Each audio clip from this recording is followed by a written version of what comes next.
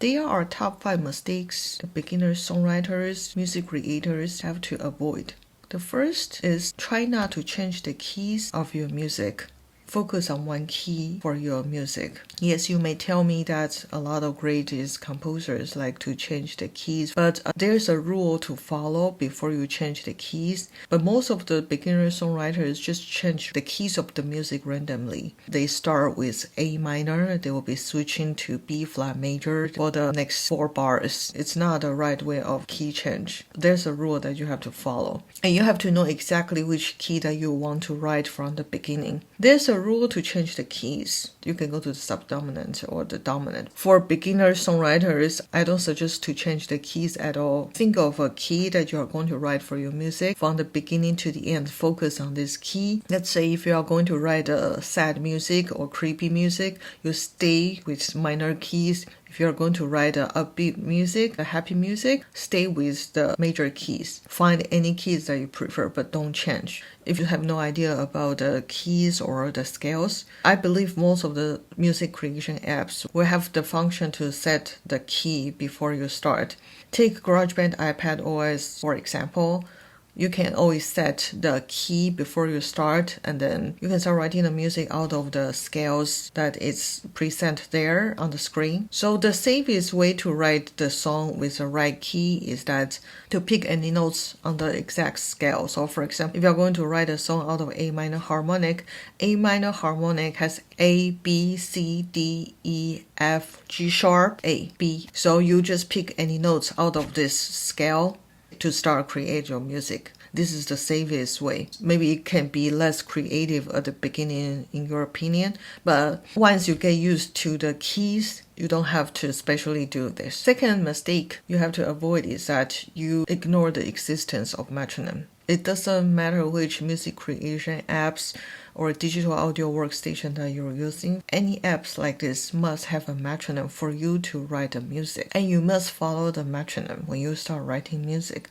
If you are not able to align your notes with the metronome, then you have to quantize after. If you're going to be serious at writing your music, please, you must use the metronome.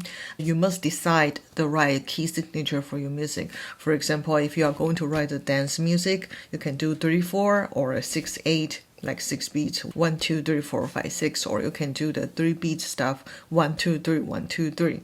If you want to write some music for you to march, you can do 2/4. So you have to decide the time signature at the beginning. You have to use the metronome, and you have to know exactly which rhythm that you are going to use for your music. So before you start writing, please set the time signature for your music and use metronome before you start. The third problem that beginner songwriter has to be careful with is that they use a lot of drums. I understand that a lot of people don't like to use metronome, so they start with drums. They use drums as the metronome to help them to focus on the right beat or right rhythm. I'm not a big fan of this, but if it helps your timing, I don't mind. But the thing is that lots of beginners just prefer to write the melody, and then they put, let's say, 5 drums or 6 drums. Because if you use GarageBand iPad OS, it has the smart drum function. So a lot of beginners just use a bunch of different drums. They believe this makes their music sound more cheerful or upbeat. Yes, you can use different drums. A lot of times when you listen to their music, the main melody does not stand out. You just hear the drum. What really matters in your music creation, of course, the melody. You have to focus on the melody. The drums are just for accompaniment. So do not make your drum overpower your melody. The fourth problem that most beginners do is that they add too many instruments to play unison. So let's say that a beginner has only one single melody, and then they let 10 different instruments to play the same melody. It sounds good if it doesn't happen all the time. But if you do it from beginning to the end, it sounds very boring. Each instrument has its function when you are doing music. Instrument can represent different things. For example, if you want to write music about nature or about animals, the flute probably can represent the sound of bird, or you can create the flowing river sound with string instruments. For example, bass is good for accompaniment, and violin is good for my melody. If your music is good, you just need one instrument. You can just do the music for piano or the music for violin. You do not do 10 instruments at the same time from beginning to the end to play just one single melody. It sounds boring and it does not make any sense. When you are applying for different instruments, you have to ask what this instrument can represent to. And also which instrument can create which sound. Practice to be more creative by using different instruments. The last problem that a lot of people do is that they use too many of other people's music into their music. So what beginners would do is that they create their own melody from the beginning, let's say for 4 bars. And the rest of the 40 bars, they use some other singers or they use some other composer's music. And then in the last 4 bars, they again go back to their own music.